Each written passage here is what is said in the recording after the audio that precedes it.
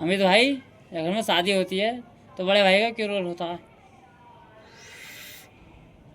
जगाड़ियों किस किसी कर दी भाई?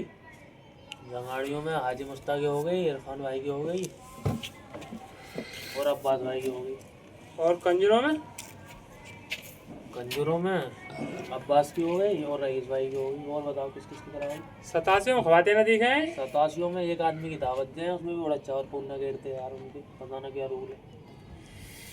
और मलवा वलवा की कराओगे क्या उनकी? करो। हाँ कर दे, आधे पौन आदमी।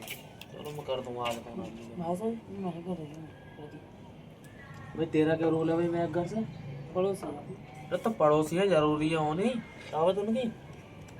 वही हमें तो ऐसे दिख रहा है, ये बड़े चावल नाली में दिखाई दे रहे हैं। सही कह रहा है यार, बड़ा यार। पड़ोसी पड़ोसी गाय जाए, तेरे बड़े चावल है, तू ये नमक कम बता जाएगा।